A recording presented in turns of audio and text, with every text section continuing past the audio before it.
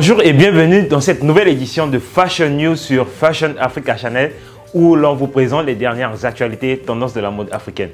Je suis Brian Dermé Kozos, Igwe.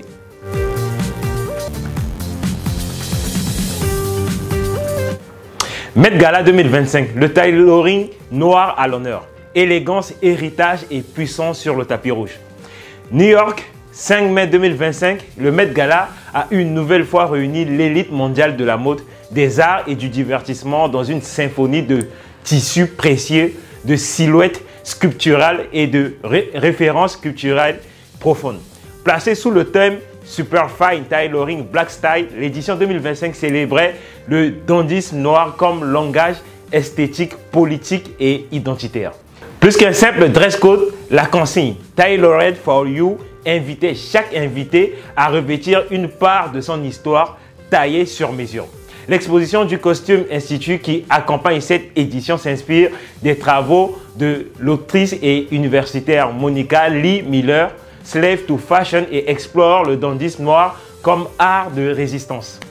Ce style né dans un contexte d'oppression raciale érige l'élégance en déclaration de puissance, de liberté et de fierté. Rihanna a ému en confirmant sa grossesse dans une robe costume Marc Jacobs alliant maternité et tailoring masculin. Colman Domingo, coprésident de l'événement, portait une cape bleue impériale signée Valentino, rendant hommage à l'icône André Léon Talley. Doja Cat réinterprétait le zoot suite des années 1990 avec une audace contemporaine. L'édition 2025 s'est également distinguée par une présence remarquable de créateurs africains, confirmant leur influence croissante sur la scène mondiale.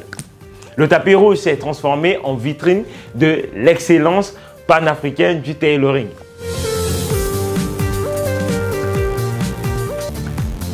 Ensuite, Madras éternel, quand la mode antillaise réinvente l'héritage textile. Le madras n'a jamais été aussi vivant. Ce tissu à carreaux colorés ancré dans l'histoire des Antilles renaît aujourd'hui entre les mains de créateurs audacieux. De la Guadeloupe à Londres, en passant par la Martinique ou même les podiums digitaux, une nouvelle génération de stylistes réinvente le madras.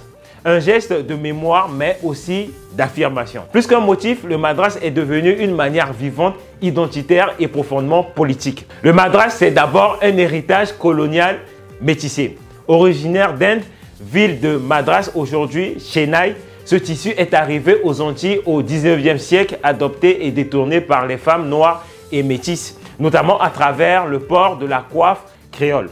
Aujourd'hui encore, il symbolise l'élégance des grands jours, les traditions et la transmission féminine. Mais les codes ont changé. D'un continent à l'autre, des stylistes caribéens s'emparent du madras avec audace et finesse. Chacun à sa manière lui redonne souffle et allure tout en inscrivant cette matière patrimoniale dans un langage de mode résolument contemporain. Installée à Londres, la marque Sakefe London redonne un éclat urbain et diasporique au madras. Avec des pièces fortes comme les trenches, des vestes oversize ou des accessoires street stylés, la créatrice insuffle une nouvelle fierté créole aux jeunes générations tout en connectant les héritages caribéens à l'effervescence de la mode internationale. De son côté, Terricine Création en Martinique sublime le madras dans une écriture plus couture et féminine. Robe fluide, cape, graphique ou pièces du soir aux coupes impeccable, ici le tissu devient le socle d'une élégance renouvelée entre tradition et distinction. Plus conceptuelle, la maison Filanda numéro 18 venue de Martinique aborde le madras comme une matière d'expérimentation. Entre patchwork, déconstructuration et contraste de texture, chaque création joue avec les codes pour mieux les détourner. Porter du madras aujourd'hui, c'est faire acte de style, mais aussi d'histoire. C'est dire à la face du monde, je sais d'où je viens. À travers ces créations, réinventer une mémoire se perpétue, colorée, fière, engagée. Et si la mode antillaise a encore bien des choses à dire, le madras, lui, n'a pas fini de nous surprendre.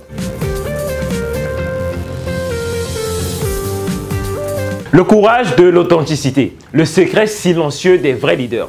Au début, ils croient qu'il faut porter un masque, adopter une posture, apprendre des mots, des gestes, des attitudes.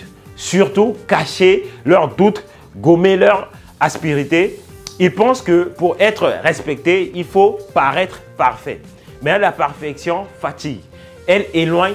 Ceux qui inspirent vraiment ne jouent pas de rôle. Ils osent être eux-mêmes, même quand c'est plus difficile. Et c'est ce courage-là de l'authenticité qui ouvre les portes invincibles du respect, de l'adhésion et du pouvoir durable. Décryptage stratégique. Pourquoi l'authenticité est votre arme la plus redoutable? Le vrai pouvoir est d'être aligné, pas d'être lisse. L'authenticité ne signifie pas tout dire, tout montrer ou s'exposer sans filtre. Elle signifie être cohérent entre ce que vous êtes, ce que vous dites et ce que vous dégagez. Un leader aligné crée naturellement de la confiance car son image n'est pas fabriquée, elle est ressentie. Le leadership authentique ne cherche pas à plaire à tous. Vouloir plaire à tout le monde est l'antithèse du leadership. Un vrai leader attire ceux qui résonnent avec sa vision et inspire le respect même chez ceux qui ne partagent pas ses idées. L'influence durable repose sur une identité claire et assumée et stable dans le temps. L'authenticité est un acte de stratégie avancée. Dans un monde saturé d'images et de récits manufacturés, ceux qui osent rester vrais deviennent inoubliables. Leur présence ne s'efface pas, leur impact non plus, leur authenticité devient une marque, un signal de reconnaissance silencieux mais puissant. L'authenticité, une connexion à la source intérieure, comme l'aigle qui plane sans effort mais avec acuité. Un leader authentique se connecte à sa source intérieure pour voir plus loin, agir plus juste. Il sait que l'influence n'est pas une conquête, c'est une résonance entre ce qu'il est profondément et ce que le monde attend inconsciemment de lui. C'est pourquoi le leadership véritable est d'abord un acte spirituel avant d'être une stratégie de pouvoir.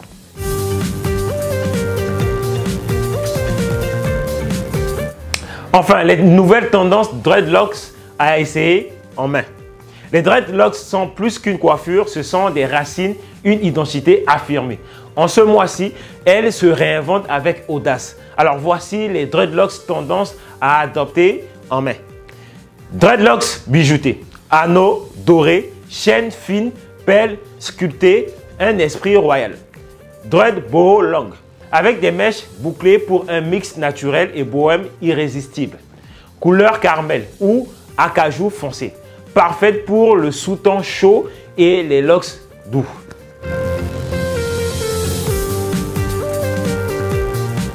C'était tout pour aujourd'hui sur Fashion News. N'oubliez pas de nous suivre sur Instagram, Facebook et Twitter. Je suis Brian Dermokozos. À la prochaine et surtout, gardez votre passion pour la mode africaine.